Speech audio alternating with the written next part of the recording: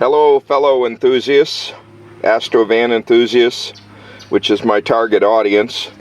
I've got a 1994 Astro van LT-EXT that I bought new. I'm first owner back in 1994, so this vehicle's 30 years old. Today is January 14th, which is a Sunday afternoon. It's 1:29 in the afternoon Eastern time. My name is Dennis Sietsma, Dennis John Sietsma Productions, Homestead, Florida.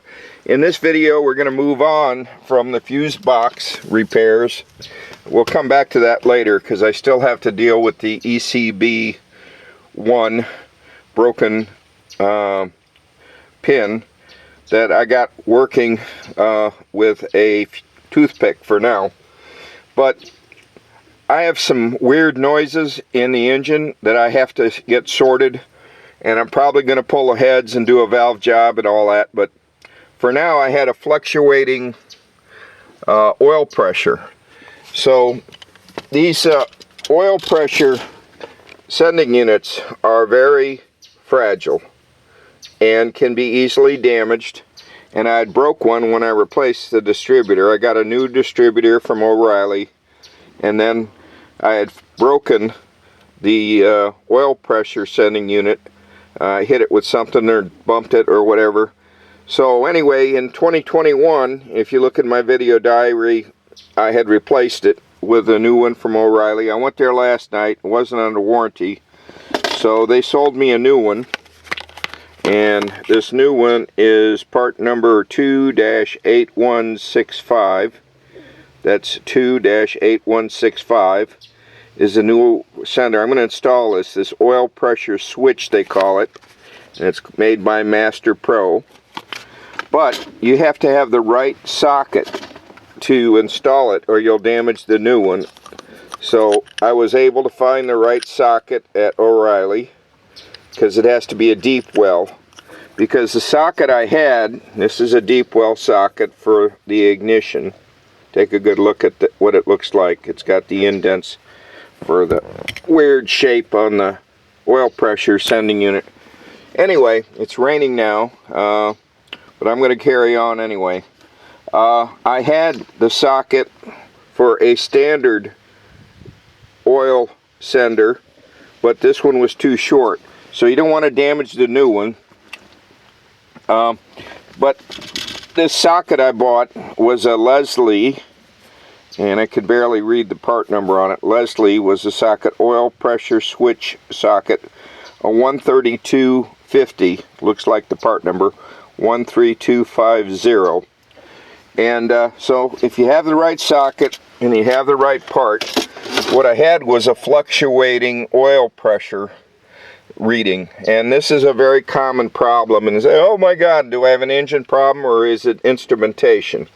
So to validate that, I bought this oil pressure kit online, which is a mechanical way, and you hook that up, but you have to use the right adapter, of course. So I bought this online, and I don't know, this part number is really long. Bob LH2SZ69. Anyway, you have to get the right adapter. Well, the adapter that I found was right for this was 1/4 by 18 NPT. That's 1/4, 1/4 by 18 NBT. And so now that you see the setup for connecting it, with this removed, your oil pressure is going to peg and could damage it because it goes, with an open circuit, it goes way open. So I put 50 ohms from the pin. The center pin is pin A. This is from the factory service manual. It's a tan wire for oil pressure. From that to ground. Now the engine ground is down there, and that corrodes and causes you instrumentation problems where you either got low voltage or fluctuating. So that ground has to be clean. And we'll get into that in another video diary later, how to deal with that. But on this van, which I've owned for 30 years, since it was new, I plan to run a new ground wire from the mid frame connector where the fuel pump is grounded. I'm going to run a new black wire, probably say 14 gauge AWG marine grade wire from where we ground the fuel pump return, and that could be a cause for fuel injection problems and low fuel pressure, and saying you think you got a bad fuel pump when you have a bad ground. I'm going to run a new ground, a separate wire from the fuel pump connection to the back of the engine and then to the negative terminal on the battery, so I have a good ground on this vehicle. And I'll probably also run a jumper from the central ground point, which you can barely see here, from there over to the starter, both to the starter case and the cap, because sometimes you have a problem with a starter and you don't have a good ground. So, you know, grounding and bonding is a big problem as these older GM vehicles age. But that said,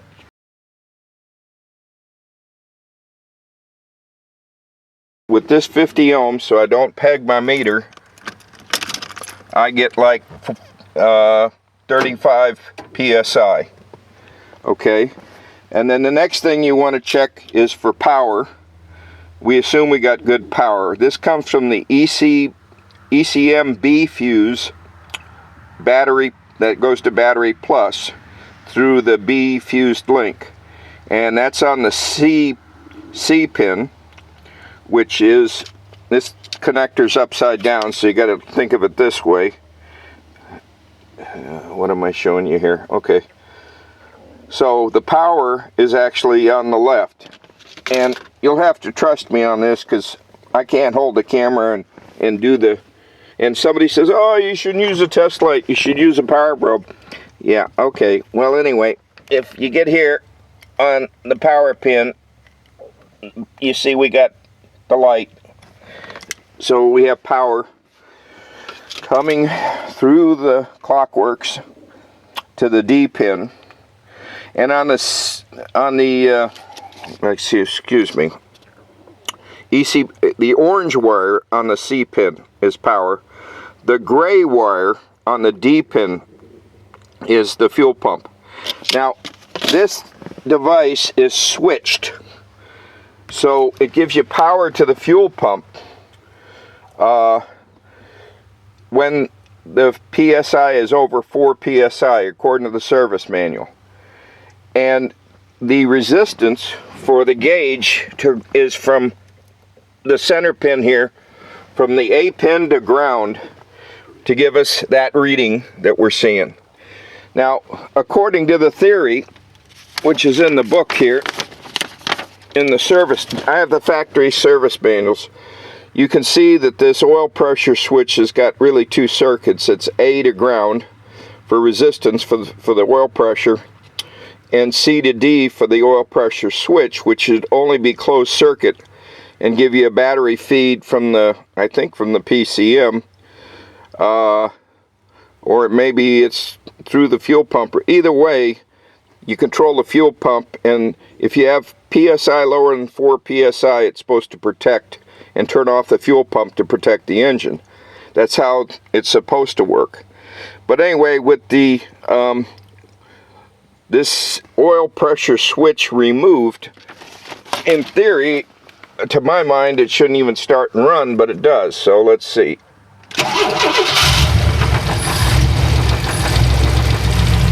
And of course, you can, by doing this resistance, you're proving that everything's good with your instrumentation. It's steady. So I can rule out a problem with the wiring from the sender to the meter. Now, if you have a digital dash, I can't help you. I can only show you what's on this vehicle. And the oil pressure, you see, is steady, around 40, I don't know, a little over 40. Now, when I relieve it, this particular gauge has a relief pin on it, so I really can't see if the oil pressure is steady or not with the gauge, the way this gauge works. Other gauges I don't know, but it looks like it's fluctuating So when I replace this sender, if I still have fluctuating oil pressure, then I know, bingo, I have a problem with the oil pressure fluctuating with that noise. Now, there's a clunking inside the engine that I think may be the balance shaft. And that noise you hear could be a tapping. And I don't know, I've had this plenum on and off a dozen times, all the way down to the lower intake manifold, working on the fuel injection. I got the fuel injection and fuel pump and all that stuff sorted. If you look at my past video diaries, you can see all the work I've done to get to this point, which, you know, I still am not where I want to be, but this is the next logical thing, is to repair my fuel sender, replace it with a new one, and then see what the oil pressure is. So that'll be in the next video log, diary. Video log, and people, I am not being monetized for these videos. You have to have over 4,000 subscribers, and I only have 349. I had 350, but somebody opted out, and that's fine. I don't care. You can subscribe or not subscribe, but I need 4,000 subscribers to be monetized. And I really don't know how bad the problem is with this engine, and this makes the noise with the belts on or belts off. So, and I've tried pulling one spark plug at a time to see if it's a rod knock or something like that. But I'm going to forego the ECMB fuse repairs until later. I showed you plenty on how I repaired my power windows, and I'm real happy with that. I finished that repair today. This is a video diary. I'm an enthusiast, not a professional. I'm not getting paid for these videos until I have over 4,000 subscribers, but methodically I'm trying to go through this van one thing at a time. Now, next thing I'll do, and I think I got it pretty good now with the fuel injection.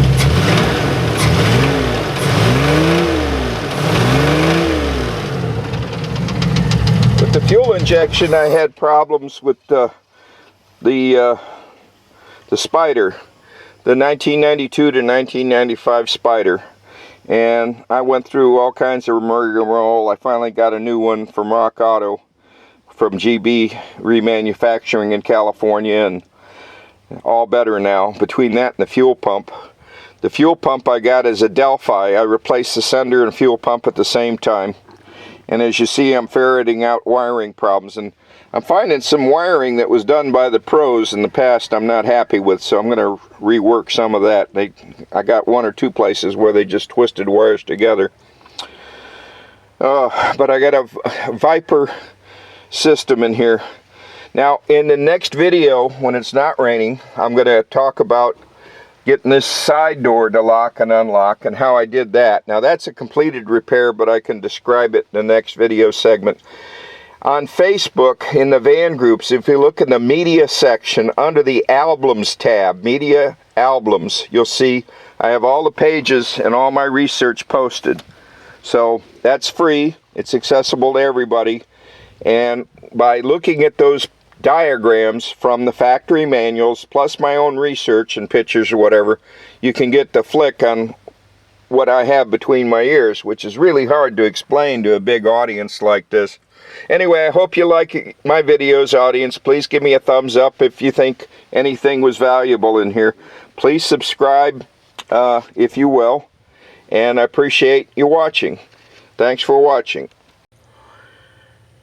Hello, audience, again.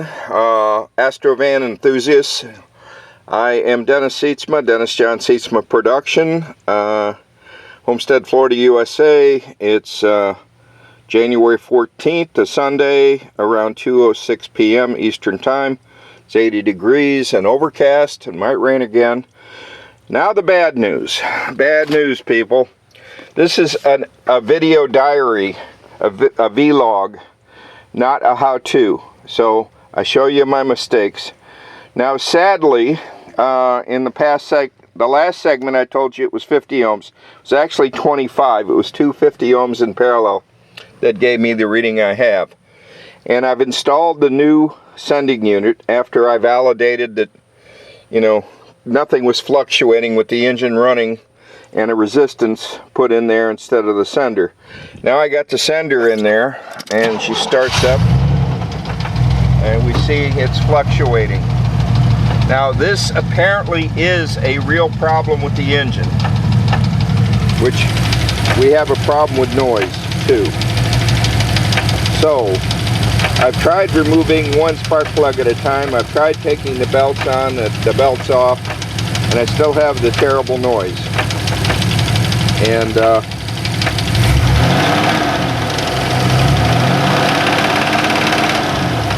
could be a rod knock. Now, could be tappets, could be anything. So do I attack the upper or the lower? Well, I have to guess. If I crawl under here and pull the pan, there's an upper. I've had the pan off on this 1994 Astro van. I've owned it since new. It's 30 years old. If I pull the pan off and I inspect the lower unit, I got a rod knock, then I still got to pull the upper unit off, don't I? So logically, unless you disagree, audience, and you can post a comment, I'm going to take the top end off and take the butt of a hammer and see if I can find a problem with the lower end. This engine, I've done compression tests and combustion gas tests and leak down tests, and says the rings are good. But I was burning some oil before I got into this fuel injection problems. And man, she's really shaking now. Anyway, so I guess I probably need a valve job anyway. And if I find out I have a problem with the lower end, I'm gonna have to pull the engine anyway.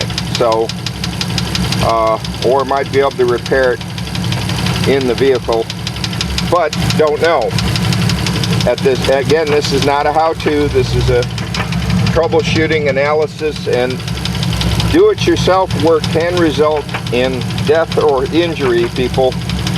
So you do it at your own risk if you do it-yourself work at your own risk. I'm an enthusiast. I've been doing this for years, since I was a very young person. I'm an old man now. But if you don't know safety procedures, you can get hurt. So better to let the shops do it, the pros. Okay, well, this is what I was letting it warm up for. I wanted to see if it was still surging, because that's how this whole thing started. Now, in the course of troubleshooting the fuel injection, the 1992 to 1995 fuel injection, they call a spider or CPI. In later years, 96 to 2002, it was also called the spider, but it wasn't central port, which all 6 spray at the same time, all 6 cylinders into a mist. In later years, they did it sequentially, and after 2002, I don't know. But anyway, I'm trying to get this engine from not surging, and my last gasp was to replace the computer. And I back probed all these sensors, and I've checked all the wiring, and gone through this thing from A to Z. I've tried to do it systematically, because I don't like taking things apart, because it's so hard to get them back together again. It takes too long. I don't have the time. I like to do diagnosis instead, like we're doing right now. That this is a real oil pressure problem, and I don't know what's causing it yet. So this is what you pay the big bucks to the shops to do, and I'm an enthusiast. You could call me a hobbyist. I'm an out-of-work electrical engineer. I worked for the Federal Aviation Administration for 42 years, and I worked on everything electronic and engine generators even. I like to add instrumentation packages to engine generators and older facilities. It was fun. A lot of travel involved, and staying in some very nice places while I was doing the work. Really enjoyed that job, but had to retire in 2016. Still looking for work, but you know, I can't work at Walmart. can't work for peanuts. I got to use my actual qualifications and knowledge and experience. But for now, I'm doing this, trying to get my old van back to daily driver. But the reason I was doing all this is I didn't want to take it into a shop and say fix the engine if I had a problem with the fuel tank, the fuel injection, the instrumentation, the doors. I didn't want to bring it to somebody to do the engine work if I have to. Push comes to shove if I can't finish it myself. And then find out there were problems with the vehicle, not the engine. And the transmission is a little funky too. But I'm going to clean up. This is going to be it for today. I'm going to forego the fuse panel repairs until later. It's raining on and off. We got gray skies here. We got cold fronts coming in, changing the weather. And I've got a lot of other work to do besides messing with this. But because I respect you, audience, I thought it was worthwhile to tell you how to deal with the fluctuating oil pressure, whether find out if it's the engine or the instrumentation. And with a resistor, you can very quickly find out if it's the wiring or the reading on the dash as opposed to being an actual, and in this case it's an actual engine problem. So again, as always, audience, thank you for watching. In the next video diary, I'm going to probably talk about testing the poppers for 4 pounds, push and pull, and working on that side door that doesn't lock or unlock. Because I've repaired it on this van, but there's nothing more annoying to somebody when they go in, they hit the lock, and they go inside and the side door's not locked. Or if they go to unload the groceries, the side door's not unlocked. It's frustrating because that side door gets a lot of use, and also the back Dutch doors do too. So I'll get into that in a later video, so stay tuned.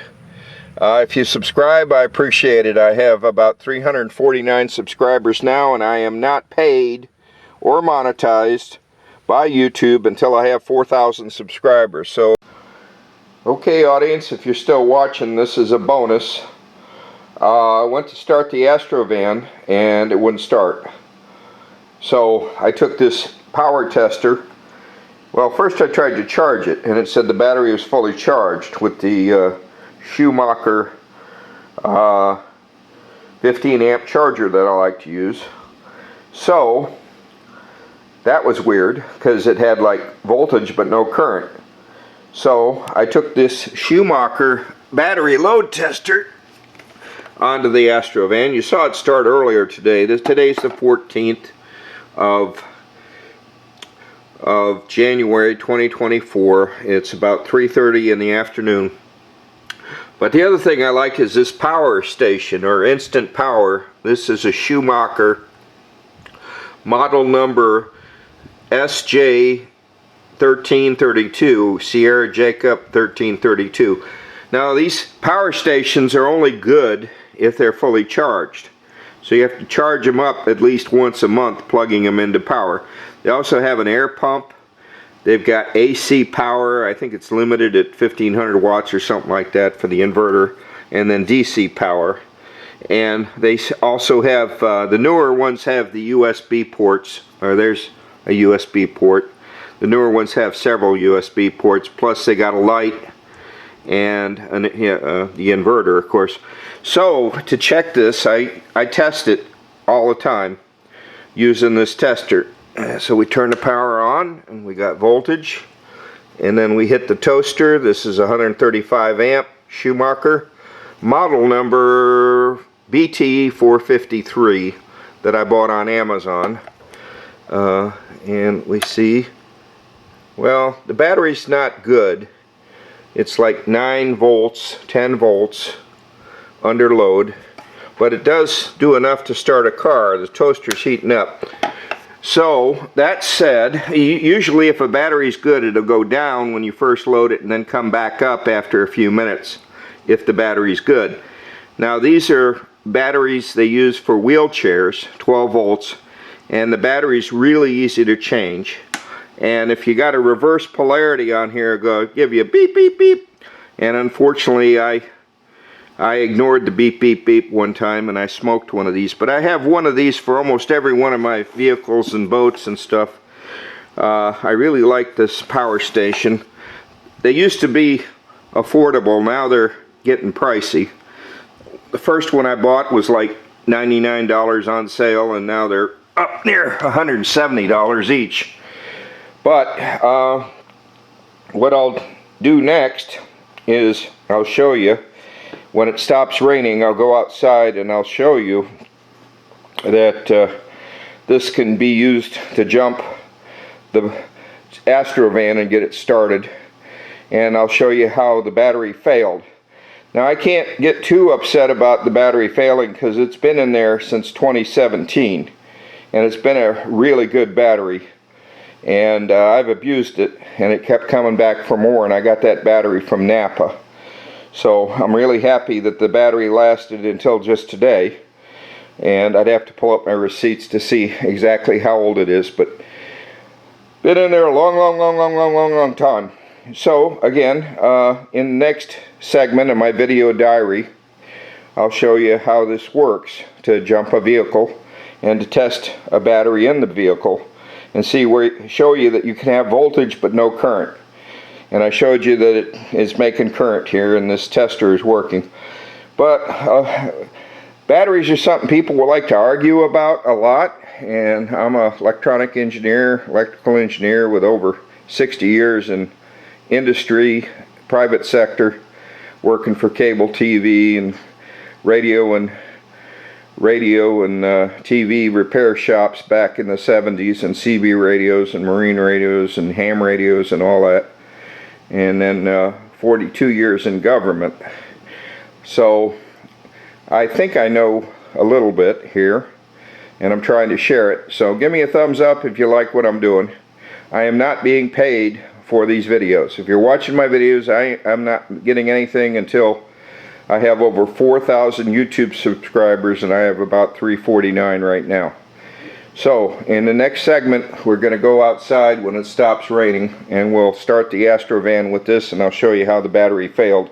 That you can have full voltage and no current out of a battery, which is an odd way that they fail. But it seems like the modern batteries, they go until they completely quit.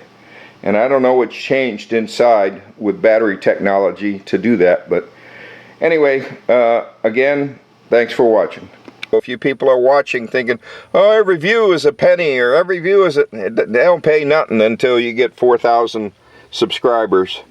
And I got the views, over 75,000 views. Anyway, thanks for watching. Please subscribe if you will. If there's anything in this video of value information-wise, please give me a thumbs up. Thank you. Bye for now. Till the next video library. Hello audience. In this segment of my video diary, it's January 14th, 2024. It's about 3:45 in Homestead, Florida, USA. This is Dennis John Seatsma Productions. Do-it-yourself work, it can be hazardous. Death or injury can result. Do at your own risk. Well, this Astro van started just fine earlier, but now it doesn't even crank. And this is an additional segment onto my earlier video logs today that I'm putting together in this case, because I want continuity in this video rather than just segments. But we got good voltage, but as soon as we put the load on it, we got like no current at all. So that indicates to me I need a new battery. Now I normally put stickers on a battery whenever I get it new, but I had a fire here and I guess it melted it off. But anyway, this is a Napa Legend, and as I recall, this battery is a 2017 battery and it's 2024, and it's been abused. It's been cranking and because I've had engine problems ever since. But anyway, very impressed with this battery, that it's lasted this long. So guess I need a new one.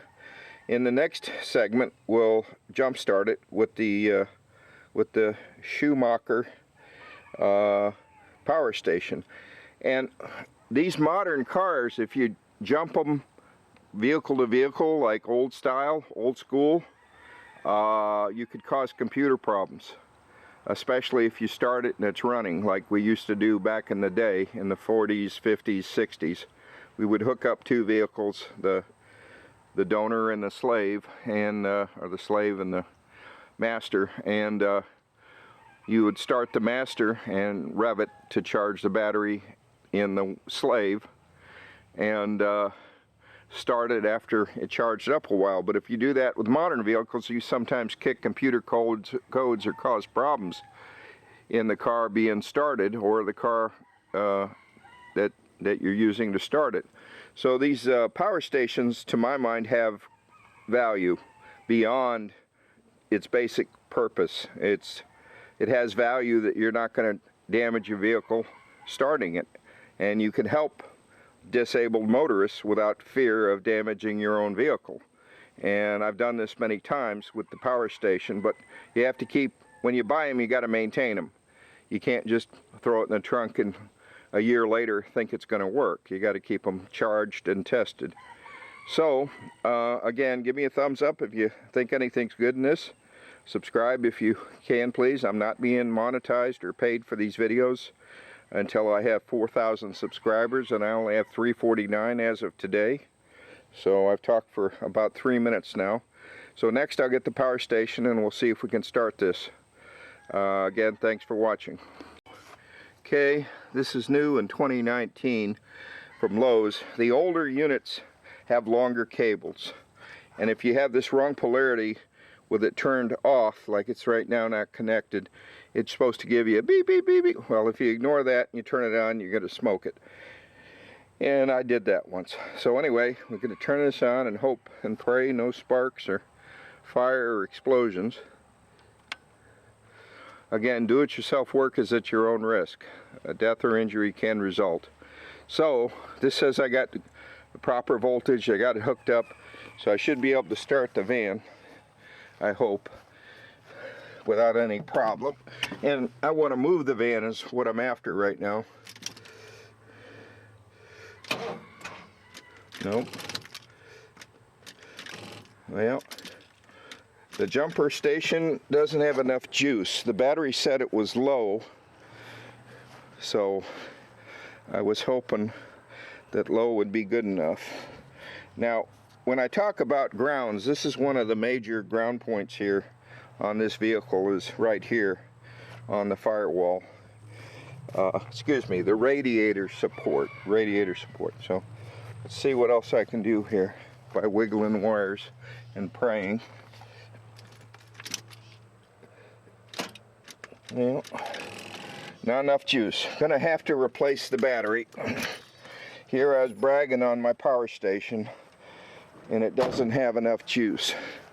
So I'll pull this battery and take it in and have it tested.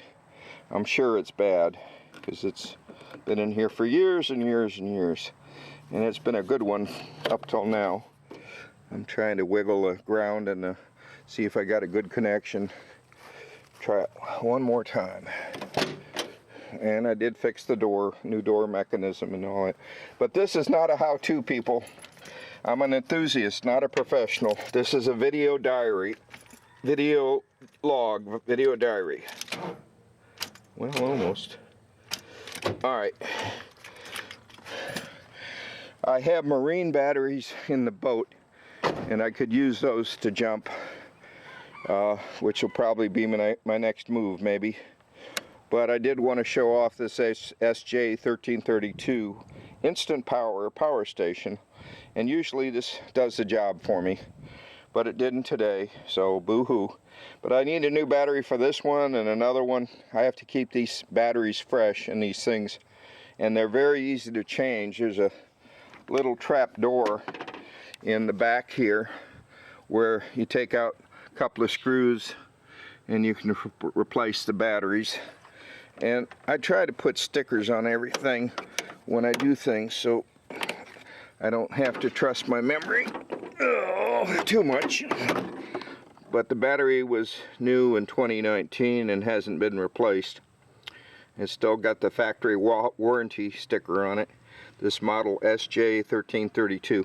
So that's not bad. The battery's been in here since 2019. So again, hope you like my video. Thank you for watching.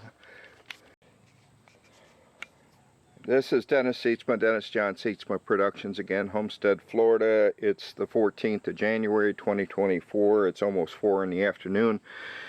I wanted to show you in the boat, I keep batteries fresh and charged. I use these Deltran battery tenders, the 800 milliamp versions that are okay for outdoor use. But I usually put labels on my batteries when they're new, and I paint the positive side red to help me, because they're usually black on both sides now. But anyway, I keep the boat ready in case somebody visits me that has a tow vehicle that works until I get the Astro van going again. And every time I think I got it going, there's something else that happens. But the boat's been ready for a long time, and I run the engine on this all the time. If you go to my playlist on my YouTube channel, Dennis Seatsma, you don't need the John, just plain old Dennis Seatsma, and then go to playlists and go to boat restoration playlist. You can see about the boat. But this is about the Astro van, to my Astro van audience, and I'm going to show you that this is a good tester on a boat battery. And it heats up real good in the back, which shows that it's a good battery. Don't want to overdo it. And you know, when batteries go bad, I replace, because you can damage the electrical system real easy on a marine engine, because they are not designed for high outputs like automotive batteries are. So don't put a bad or weak or undercharge, fully charge a battery before you try to use it, because you can damage your electrical system, especially in a marine environment. You can burn out your alternator, or if you have a old, like the outboards always had a stator with an alternator rotor that had fixed magnets in it. Then they had a rectifier regulator that created DC out of what the alternator put out. So that system's also used on power engines and motorcycles for years, and they don't have bolt-on alternators. They have the other system, and you can fry that thing if you try to charge a battery that's fully discharged or failing or weak. So that's enough about. I prefer flooded cell batteries, because a lot of systems are not designed for the newer batteries, the absorbed glass mat, and the AGM batteries are very expensive, and I just don't see any advantage to. I go with flooded cells, usually starter batteries. So that said, I guess I gotta go to Napa when they're open on Monday and buy a new battery for the Astro van.